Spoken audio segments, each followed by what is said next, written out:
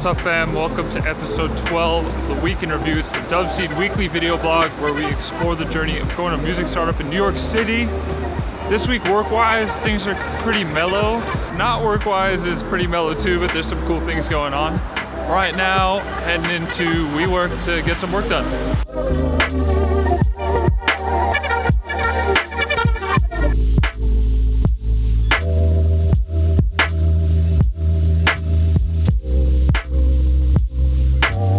People often ask when Dubseed was first started, and it's tough to say an exact date because it was something that was consistently evolving and changing. But I do remember, specifically freshman year, sitting down and thinking that I need to get all these thoughts and ideas onto paper in the form of wireframes.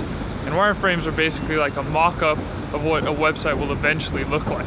And being a young freshman boy, I knew nothing about what it meant to create wireframes.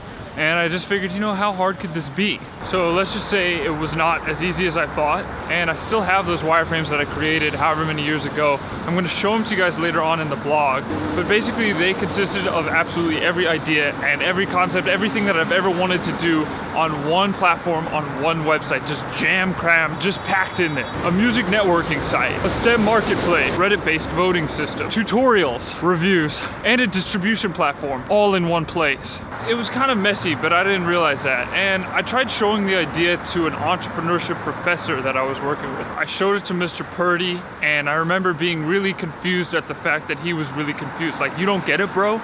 You don't get it? Yo, Mr. Purdy, I'm trying to save the fucking music industry right now. Welcome to the revolution. Don't miss the bus, bro. But the sad truth is, Mr. Purdy was right. And so was absolutely everyone who I showed the wireframes to. It was just too much stuff in one place, and I feel like once I show you guys the wireframes, you'll definitely agree.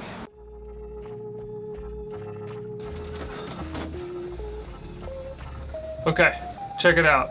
So I want to show you guys those wireframes that I made so many years ago. I pulled up the green screen. I don't use a green screen enough, but I feel like this would be an appropriate time to do it because it's more immersive. I can put myself in the wireframes using 3D rendering technology, Photoshop's virtual reality, put me inside the actual wireframe. It's very cutting edge. Let's go. All right, now we're in the wireframes. So, boom, right off the bat, this is the front page of the website. And it's the front page because it says front. Let me back up a little bit here. The site was originally called the Music Producers Club. It was a .org site because the .com was taken. I don't know by who. Somebody out there knows. So check it out. It's a lot of stuff, but let me walk you through the premise of the website. Logo, profile.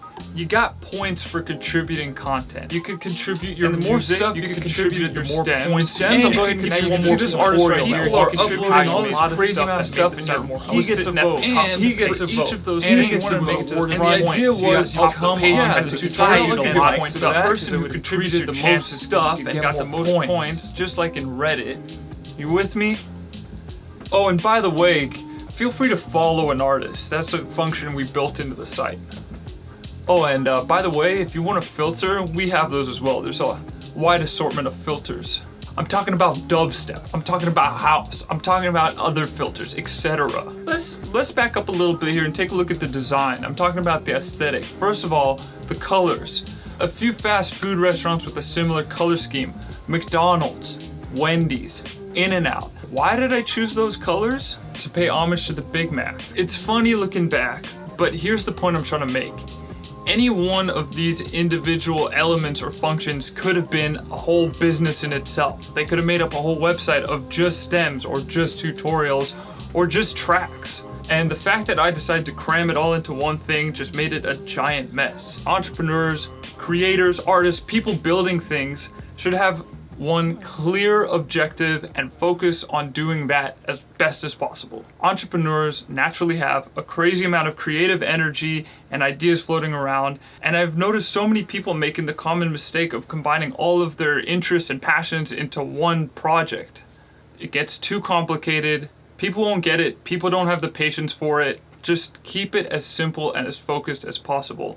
Easier said than done. It's something that I'm constantly working at and struggling with, is just trying to trim the fat, so to speak. Get rid of everything that is not 100% necessary. All right, dudes, that's it. episode 12. I want to make a little disclaimer here. By no means through these week in review video blogs am I claiming to be an expert at everything. I'm just talking about my own experience, things that I've gone through and lessons that I've learned that hopefully you guys find helpful. But of course, this is not something I've been doing for that long, and I'm not saying that everyone follows the same path and should be taking the same advice. So take all of this with a grain of salt.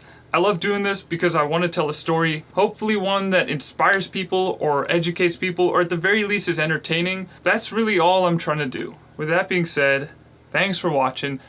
Just subscribe. Do I need to fucking beg you every episode to hit the subscribe button?